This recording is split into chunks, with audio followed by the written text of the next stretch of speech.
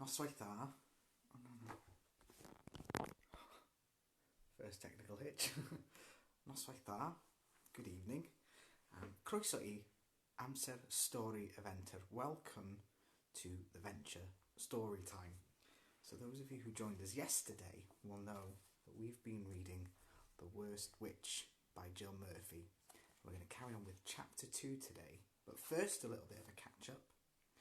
So we went to Miss Cackle's Academy for Witches yesterday, and we met Mildred Hubble, who's tall and thin, and we met her friend Maud, who's got big round glasses and bunches, and they attend Miss Cackle's Academy, which is in a castle on a hill covered in mist, and everything is grey. The uniforms are grey, the school is grey, and we found out that the night before, a presentation of cats, Mildred and Maud were caught in Mildred's room by Miss Hardbroom, the very nasty and strict teacher. And we were left with the secret of Mildred was afraid of the dark. But you're not to tell anyone, because who ever heard of a witch who was afraid of the dark? So we're going to start chapter 2. So make sure you've got your hot water bottle and a nice little drink. And we're going to settle down, get comfy and enjoy a nice story. And if you want to say hello, we'll say Nostar at the end of the video to you. And we hope you're all well. So, chapter 2. The presentation took place in the Great Hall, a huge stone room with rows of wooden benches, a raised platform at one end, and shields and portraits all around the walls. The whole school had assembled, and Miss Cackle and Miss Hardbroom stood behind a table on the platform.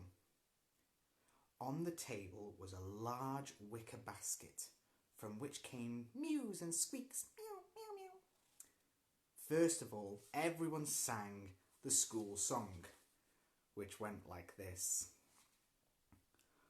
Onward ever striving, onward proudly on our brooms we fly, straight and true above the treetop shadows on the moonlit sky.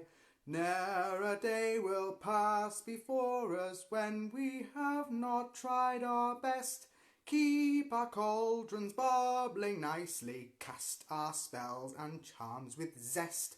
Full of joy we mix our potions, working by each other's side. When our day at school is over, let us think of them with pride. It's the usual type of school song, full of pride, joy and striving, I hope you'll agree. Mildred had never yet mixed a potion with joy, nor flown her broomstick with pride. She was usually too busy trying to keep upright.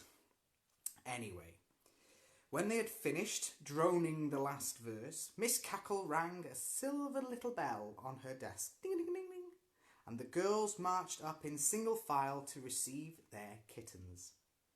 Mildred was the last of all, and when she reached the table, Miss Cackle pulled out of the basket not a sleek black kitten like all the others, but a little tabby with white paws and the sort of fur that looked as if it had been out all night in a gale. We ran out of black ones, she explained, Miss Cackle, with a pleasant grin. Miss Hardbroom smiled too, but nastily. After the ceremony, everyone rushed to see Mildred's kitten. I think HB had a hand in this somewhere, said Maud darkly. HB was their nickname for Miss Hardbroom. I must admit, it does look a bit dim, doesn't it? Said Mildred, scratching the tabby kitten's head. But I don't really mind. I'll just have to think of another name. I was going to call it Sooty. Let's take them down to the playground and see what they make of broomstick riding. Almost all the first-year witches were in the yard trying to persuade their puzzled kittens to sit on their broomstick. Several were already clinging on by their claws, and one kitten, belonging to a rather smug young witch named Ethel, was sitting bolt upright, cleaning its paws as if it had been broomstick riding all its life. Riding a broomstick was no easy matter, as I've mentioned before. First, you ordered your stick to hover, and it hovered lengthways above the ground. Then you sat on it and gave it a sharp tap, and away you flew. Once in the air, you could make the stick do almost anything by saying, right, left, stop, down, down a bit, and so on. The difficult part was balancing. For if you leaned a little too far to one side, you could easily overbalance. In which case, you would either fall off or find yourself hanging upside down, and then you would just have to hold on with your skirt over your head until a friend could come and rescue you. It had taken Mildred several weeks of falling off and crashing before she could ride the broomstick reasonably well, and it looked as though her kitten was going to have the same trouble. When she put it on the end of the stick, it just fell off without even trying to hold on. After many attempts, Mildred picked up her kitten and gave it a shake. "Listen," she said severely. "I think I shall have to call you stupid. You don't even try to hold on. Everyone else is all right. Look at all your friends." The kitten gazed at her sadly and licked her nose with its rough tongue. "Oh, come on," said Mildred, softening her voice. "I'm not really angry with you. Let's try again." And she put the kitten back on the broomstick, from which it fell with a thud. Boom. Maud was having better luck. Her kitten was hanging on grimly, upside down. There's a picture of Maud's cat hanging upside down. Oh, there it is. That's the one. "Oh well," laughed Maud. "It's a start." "Mine's useless," said Mildred, sitting on her broomstick for a rest. "Oh, never mind," Maud said. "Think how hard it must be for them to hang on by their claws." An idea flashed across Mildred's head, and she dived into the school, leaving her kitten chasing a leaf across the ground, and the broomstick still patiently hovering. She came out carrying her satchel, which she hooked over the end of the broom, and then bundled the kitten into it. The kitten's astounded face peeped out of the bag as Mildred flew delightedly around the yard. And that's the picture there of Mildred with her cat in the satchel, flying around the playground. "Look, Maud," she called from 10 feet up in the air. "That's cheating," said Maud, looking at the satchel. Mildred flew back and landed on the ground, laughing. "I don't think HB will approve," said Maud doubtfully. "Quite right, Maud," an icy voice behind them said. "Mildred, my dear, possibly it would be easier with handlebars and a saddle." Mildred blushed. "Oh, I'm sorry, Miss Hardbroom," she muttered. It doesn't balance very well, my kitten, so I thought perhaps..." Her voice trailed away under Miss Hardbroom's stony glare, and Mildred unhooked her satchel and turned the bewildered kitten onto the ground.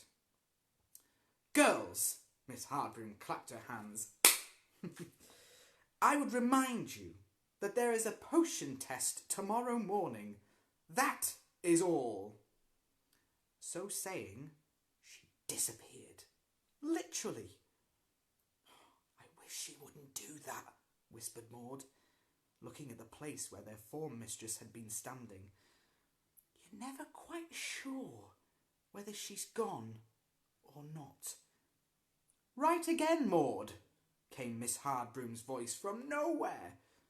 Maud gulped and hurried back to her kitten.